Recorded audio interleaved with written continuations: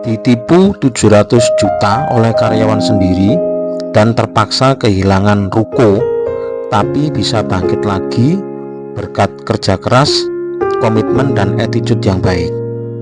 Ya, ini adalah satu kisah yang menginspirasi dari seorang debitur saya yang kemudian menjadi salah satu teman baik saya. Sebut saja namanya Mr. Nur gitu ya. Anggap saja namanya Mr. Nur. Beliau salah satu teman saya, seorang pengusaha di bidang supplier alat-alat teknik dan spare part kendaraan bermotor. Jadi begini, Pak, saya biasanya memanggilnya Mr. Nur gitu ya, anggap saja seperti itu. Beliau ini adalah seorang yang sangat-sangat ramah, sangat supel, murah senyum, auranya positif. Jadi kalau berada di dekat beliau itu suasananya itu enak gitu loh. Aura yang dibawa itu bagus sekali.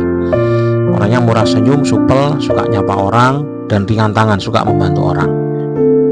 Nah, selain sebagai seorang pengusaha, beliau ini juga seorang hamba Tuhan ya. Kalau saya ini istilahnya hamba Tuhan ya, entah pendeta entah apa ya, dari Nasrani. Tapi beliau punya toleransi yang cukup baik dengan umat beragama lain. Beliau juga berteman baik dengan pemuka-pemuka agama lain, termasuk dengan kiai-kiai saya. Salah satu guru saya ternyata juga berteman baik dengan beliau. Meskipun beliau orang ras Nasrani, tapi hubungannya dengan agama lain cukup baik. Nah, tapi dibalik keceriaan beliau, dibalik sikap beliau yang ramah, supel, itu terdapat satu kisah inspirasi yang menurut saya cukup sedih, tapi sangat menginspirasi bagi kita anak-anak muda waktu itu. Jadi di mana beliau itu memulai bisnis supplier alat teknik itu dari tahun 2000, pasca Krismon 98, 99, 2000 itu beliau mulai bangkit, mulai jualan alat-alat teknik, termasuk juga spare part kendaraan bermotor. Beliau jalan sampai 4 tahun. 2004-2005 itu adalah masa-masa kejayaan beliau, di mana di situ omsetnya sudah tembus miliaran ya, mungkin 2 miliar 3 miliar sebulan. Dan area marketing beliau itu kebanyakan di Indonesia Timur. Beliau orang Surabaya, tapi marketnya banyak di Indonesia Timur, dan beliau juga mempekerjakan beberapa orang sales untuk membantu membesarkan usahanya. Nah, kejadiannya di tahun 2005, jauh sebelum beliau kenal saya. Saya kenal dengan beliau kira-kira tahun 2009. Zaman saya masih jadi account officer di salah satu bank plat merah di Surabaya. Nah, kejadiannya tahun 2005 itu beliau merasakan bahwa bisnisnya kok aneh ya, ini cash flow kok agak susah. Cash flow-nya kok perlahan-lahan itu uang ini berkurang gitu loh. Aliran dananya kok berkurang, padahal secara omset tidak ada masalah. Secara omset malah tinggi, tapi duit tidak ada. Ya, kebiasaan pengusaha itu banyak yang mengalami seperti itu. Omsetnya tinggi tapi duit nggak punya gitu, duit nggak ada. Nah, karena alat teknik itu adalah satu bisnis model yang sangat mengedepankan ketersediaan stok beliau itu sangat banyak, sangat besar. Beliau beranggapan bahwa duitnya jadi stok, duitnya jadi piutang gitu, tanpa ada kecurigaan lebih dalam. Ada apa ini kok cash flow-nya dana itu nggak pernah kepegang gitu, duit itu hampir nggak pernah kepegang. Semakin lama semakin ini dirasakan semakin nggak bagus. Akhirnya diinvestigasi oleh beliau, dan ternyata beberapa rekanan itu setelah ditangani sendiri oleh beliau mengatakan bahwa tagihan-tagihannya sudah terbayar, padahal beliau belum merasa menerima pembayaran dari beberapa bayar-bayarnya yang ada di luar pulau. Ada di Kalimantan, ada di Sulawesi, ada di Sumbawa, macam-macam. Marketnya di Indonesia Timur.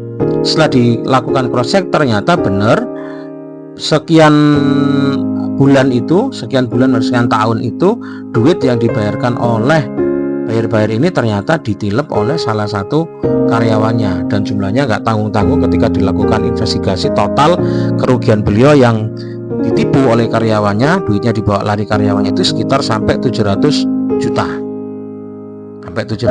sampai akhirnya beliau nggak punya duit untuk mendatangkan barang lagi, dan akhirnya usahanya mengalami penurunan.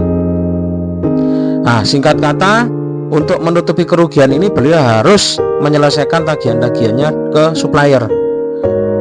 Beliau selesaikan itu. Satu hal yang saya salut dari orang ini adalah sesusah apapun kondisinya, sesulit apapun kondisi keuangannya, jangan sampai dia bikin cacat sama orang.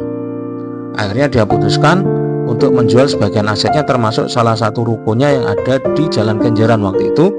Rukonya terjual untuk menutupi hutang-hutang ke supplier, tagihan-tagihan ke supplier.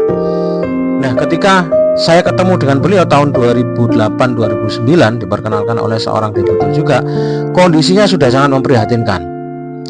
Yang tadinya kemana-mana selalu naik mobil bagus, mobil mewah, dia sekarang di tahun itu 2008-2009 itu harus rela dan dengan senang hati beliau jalani kemana-mana naik motor. Saya ingat betul ketemu saya itu naik motor Mio warna merah.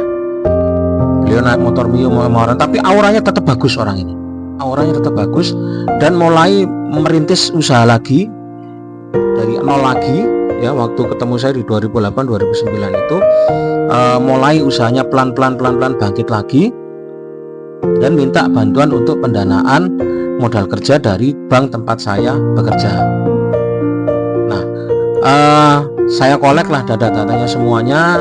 Saya ini kan sebenarnya secara laporan keuangan finansialnya sih nggak bagus. Sebenarnya nggak bagus karena size-nya dia mulai lagi kembali dari nol, dari awal. Perputarannya juga nggak terlalu ini. Tapi satu hal yang akhirnya membuat saya tergerak untuk membantu orang ini orang yang sangat komitmen sekali. Dia tidak pernah mau bikin cacat sama orang, dia tidak pernah mau bikin cacat sama suppliernya.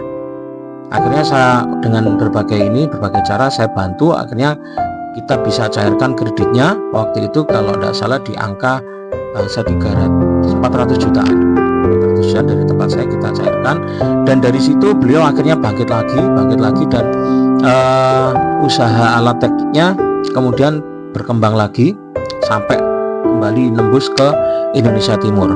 Satu hikmah yang saya pelajari dari teman saya ini adalah ketika kita komitmen untuk tidak pernah bikin cacat pada orang lain, ketika itu pula orang akan semakin taruh trust pada kita.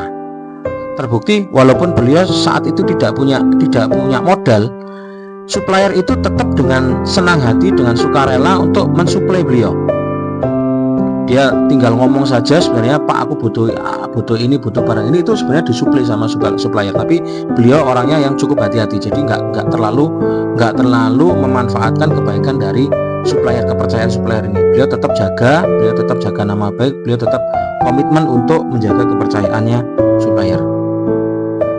Beberapa tahun yang lalu sempat ketemu, ya, beliau aktif ngajar di beberapa gereja ya kalau tidak salah, ngasuh ini.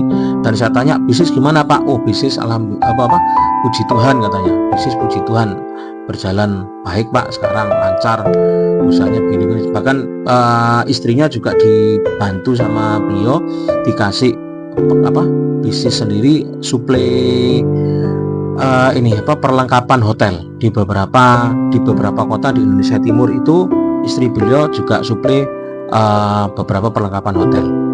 Nah, demikian kisah dari satu debitur yang termasuk teman baik saya.